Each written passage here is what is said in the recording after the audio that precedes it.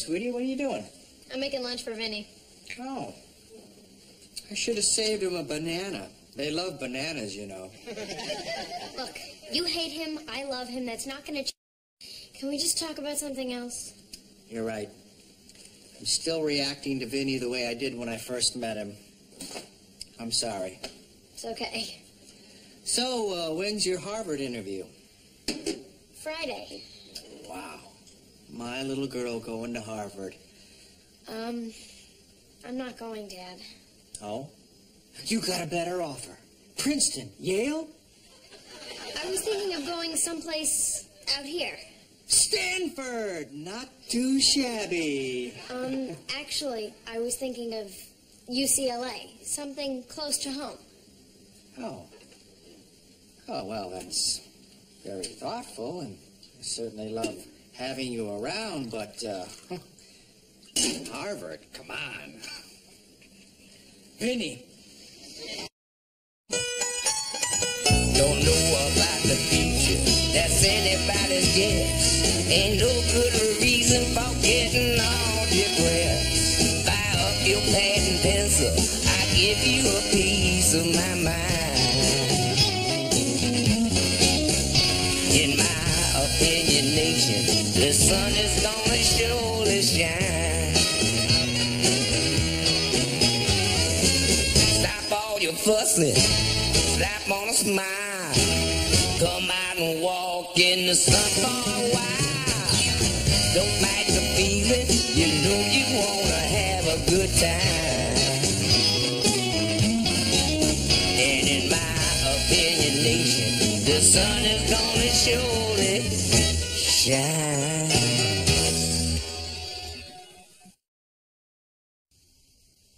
You want to stay here so you can watch that moron play with tires? Dad, I can get a good education anywhere. You said so yourself. That was before Harvard came into the picture. And Vinny. He'll visit you. Harvard is in Boston. So he'll steal a car. Hello, Russo. What are you doing here? I told you he wanted to have lunch with me. Too crowded at the trough?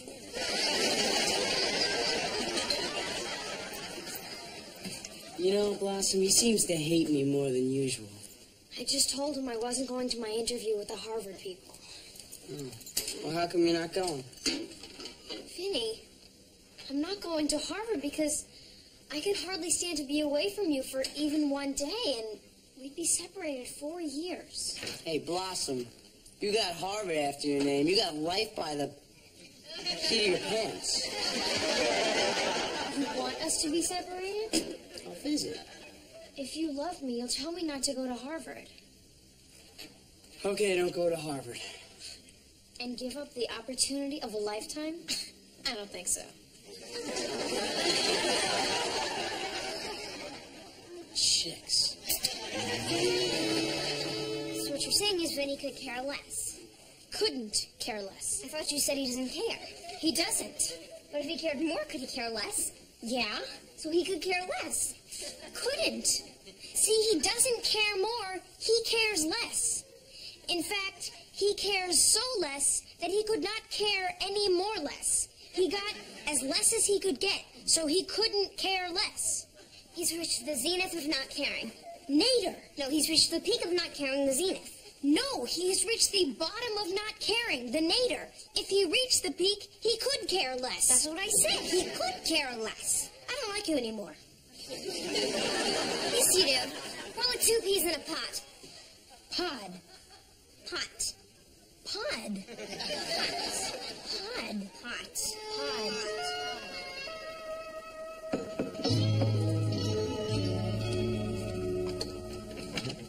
Hi, Grandpa. Hey, sweetheart. Come on in. Oh, I brought you some goodies, but it looks like you already ate. Oh, just a little snack. There's always room for more. What'd you bring me? Oat bran, seaweed, watercress, and goat's milk. What a shame. That's what I had for lunch. Yeah, plus pizza, a candy bar, and a cigar. Well, I'm a grown boy, Ruby. Ruby? But You just called me Ruby. I did. Well, you look very much like your grandmother. I'm kind of worried about you, Grandpa. Why? Because I forget a name now and then? Everybody does that. Even, what's-his-face, your dad. Well, I'm worried about you because you don't eat right, you don't exercise, and you haven't had a physical since I don't know when. Right after Pearl Harbor. You know, physicals were simpler then. One doctor would look in one end, another doctor would look in the other end. If they couldn't see each other, you were in the Army.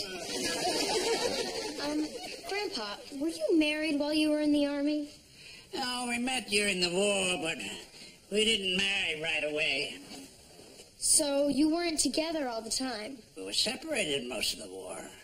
But your marriage survived? Sure, we were apart. We didn't start fighting until after we got to know each other. Well, I may be going away to college, and I'm sort of worried about me and Vinny. Well, you better be nuts about each other. It gets kind of rough. Were you nuts about Ruby? From day one. I saw her singing at the Hollywood Canteen in 42. I fell in love in 2 minutes. I started sending her candy and flowers every day, hoping that I could get to know her. Wow, she must have been really impressed. She couldn't keep her hands on me. And now, ladies and gentlemen, Corporal Ruby Latimore. Hi, Ruby. I'm Buzz Richmond, guy who's been sending you all the flowers. Why did she hit you? Oh, she had a thing going with a rich civilian, and she didn't want me to louse it up. So how long before you saw her again? About 32 bars.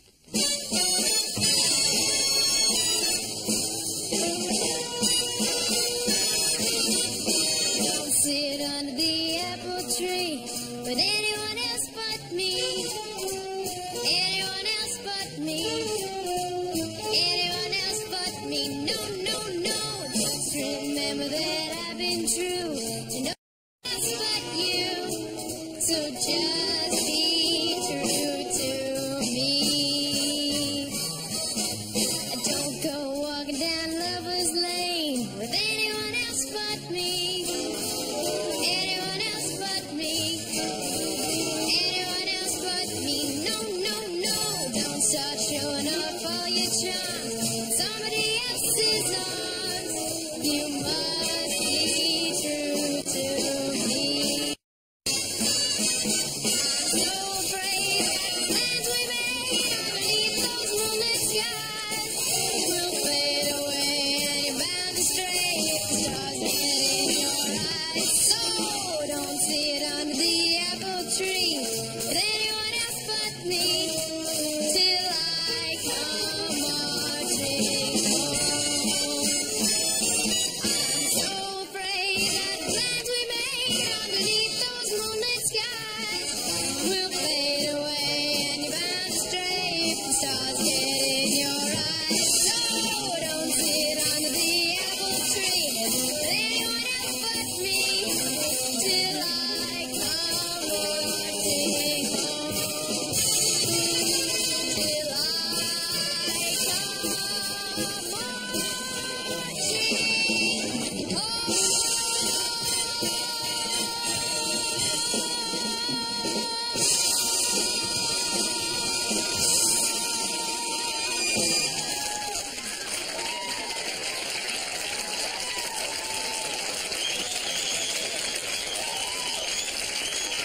Smashing! Simply smashing! Eat your hearts out, Andrew sisters. And how about my band?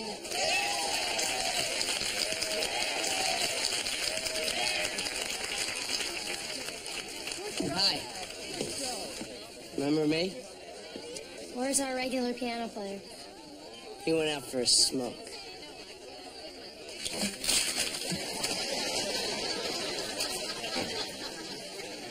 You might as well face it, Ruby. I love you. And the word no doesn't scare me. What if it's attached to one of these?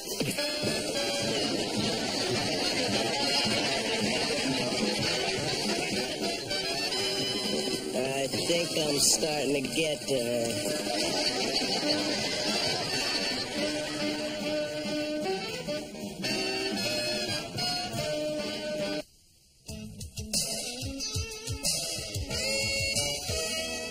Ruby was pretty tough. Ah, Billie Holiday was tough.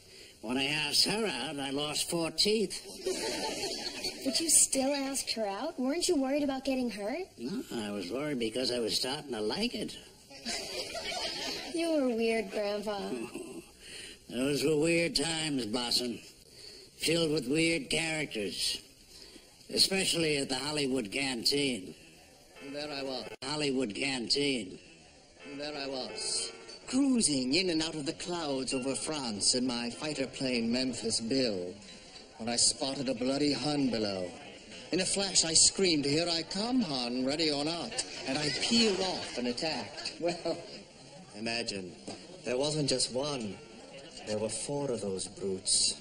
It was like a girl with falsies, too good to be true. Did you get them all? Of course, dear boy. I blasted the red and blue fighter with one burst. Boom. Oh, down in flames. I felt sorry for the other little bloody goose stepper and was going to let him go, but he was wearing one of those "you've got to be kidding" white scarves. Cheerio and bye-bye, bad taste. Boom, boom, boom. So when will you be going back to the front, Commander? I don't think you should answer that, Commander. Never know who might be listening. Loose lips sink ships, you know. Nazi spies everywhere. The little Fraulein is right. Fräulein, are you German? German? What a kick in the hiney. No, I'm from Iceland. You know, Leif Erikson, fjords, fish, trout, salmon, herring. Herring! Can I get you some coffee? I'll make it 2. Jawohl. Hey, I see you've already met our new ivory tickler. Yeah, and I keep telling him to stay away from me. I've got a boyfriend with money and a future. I don't need to waste my time with some guy who can't even take a right cross from a dame. Excuse me. Do you know where we might find some coffee and donuts? Why don't you ask the coffee and donut man? Not exactly a rocket scientist, is he? Actually, he is a rocket scientist. Wunderbar. I mean, Berkler? Professor? Professor... My name is a secret. Gotcha. Can't be too careful, right? That's right. If the information in this head of mine were to fall in the hands of the enemy, we could lose the war. Yeah, what information is that? I mean, that. Well, you know, like using liquid fuel as an oxidizing agent in my fundamental reaction room, which propels a giant projectile hundreds of miles into enemy territory, using Newton's third law of motion. Well, I'm glad you're on our side. Me too. Me too.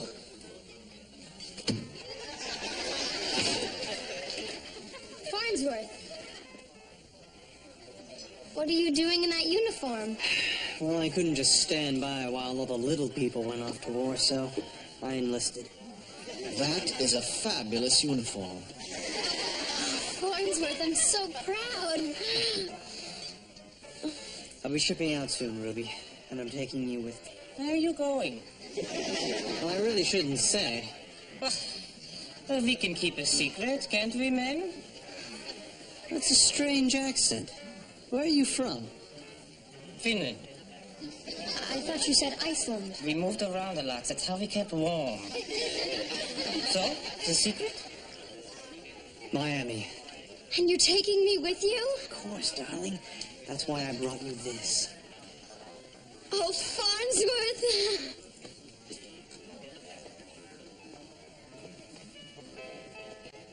Congratulations. Beat it. How could you go on after that? Blossom, you don't get all this by being a quitter. So what'd you do? Well, as they say, I spotted a dent in the armor. A chink. No, a dent. A chink. A dent. I'll be right back, darling. Miss me? Oh, I will. Good. Congratulations, chap. That's lovely. Good show. Good show. Hey, what's all the celebration? Hi, Ethel. Ruby just got engaged. Congratulations. Boy, is she lucky girl. Well, thank you. I'd sure like to get lucky sometime. Well, you don't have to be lucky with a voice like Ruby's. First time I heard her sing, I knew I couldn't live without her. See, I'm crazy for girl singers. How is that so? Hit it, boys! Off we go into the wild blue yonder, up and one, hell of a roar. We live in fame, I go down in flame. Nothing can stop the army air. Nothing can stop the army air corps.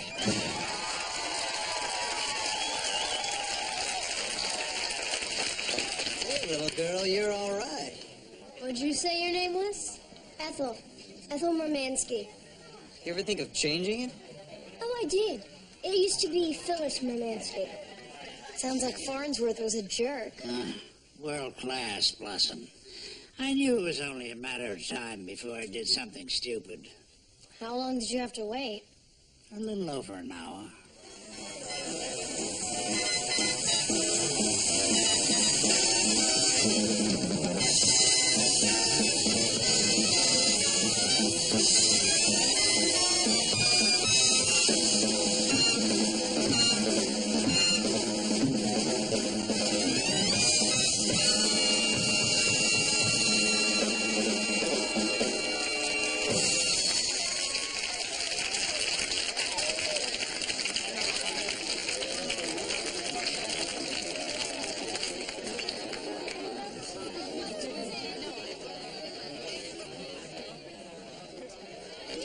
Attention, everyone! Attention!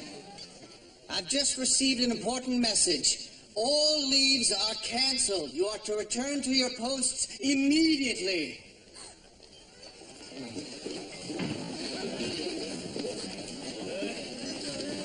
Farnsworth? Where are you, darling? What's going on? What is this all about? Is there an invasion? How about some more coffee? Help yourself here, Professor. I mean, here, Professor. Wait a minute. This is not coffee. It's tea. And what's this wire for? I know, this is a radio.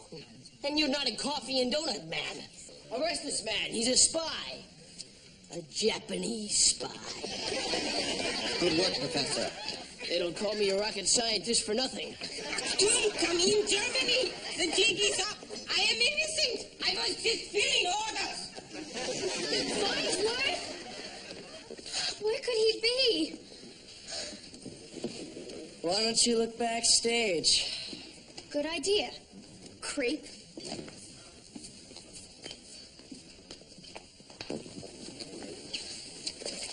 Ruby, I've been hunting all over for you. Did you think I was hiding behind her tonsils?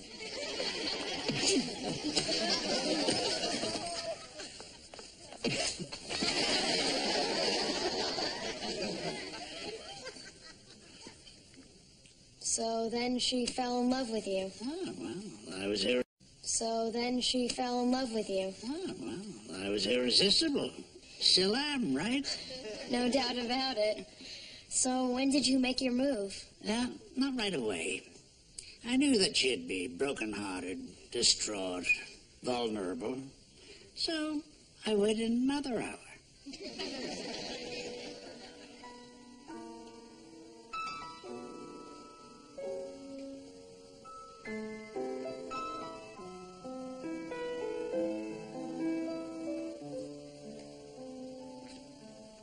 Nice song. Thanks. I hate nice songs. Oh. Maybe you'd feel better if you sang a little. I know I would. I'm not in much of a mood for singing. Okay. Wait a second. Give a girl a chance. In F. You made me love you.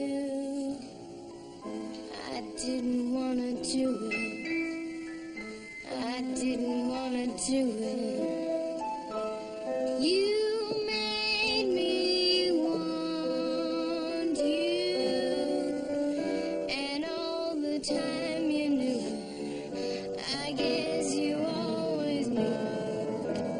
You made me happy sometimes. You made me glad. But there were times, dear, you know, you made me feel so bad. You made me sigh for. I didn't want to tell you, no, I did not want to tell you. I want some love that's true, yes I do. Did I do? You know I do. So give me what I cry for. You know you got the kind of kisses I die for. You know you made me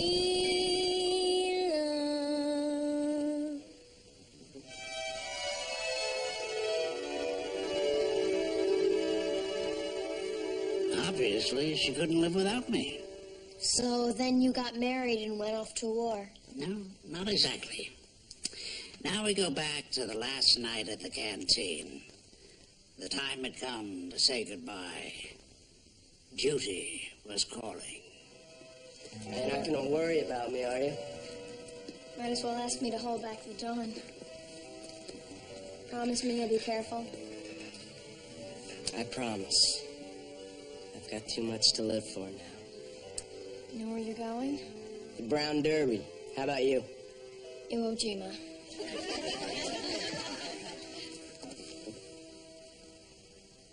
She went and you stayed? Hey, they were using real bullets over there. So how long was she gone? Almost 3 years. And you waited all that time? Faithfully. Like I said, I was nuts about her. Then I guess there's a chance for me and Vinny. Maybe I should give Harvard a shot. I'd say so. You know what, Grandpa? Grandma was really lucky she found you. Thanks, Blossom. But you know what? It wasn't all luck. There's something I have to tell you, Ruby. Oh, something terrible? Not as far as I'm concerned. Shoot. Well, you see, I paid Ethel Murmanski to put the moves on Farnsworth. I'm sorry. I was desperate. I was so in love with you. I understand, Buzz. I'm glad you told me, and I still love you. And sweetheart, love of my life. Ow! Don't ever lie to me again.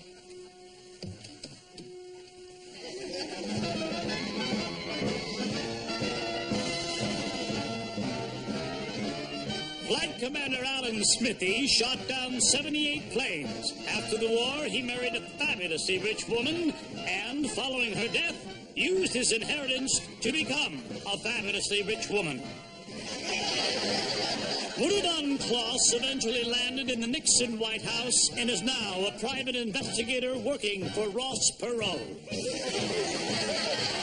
Professor Joseph Fermi was incinerated in Alamogordo, New Mexico, when he tried to watch the detonation of his new invention, the atomic bomb, from a nearby cardboard box.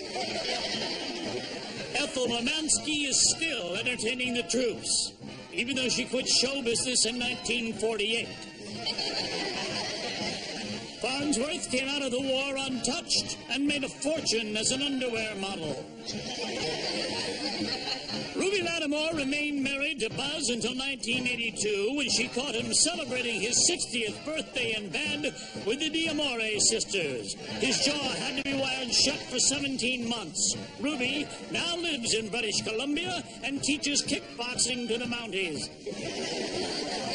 And Ruby's granddaughter, Blossom Rousseau, learned from this story that love can stand the test of time and went to her Harvard interview after all.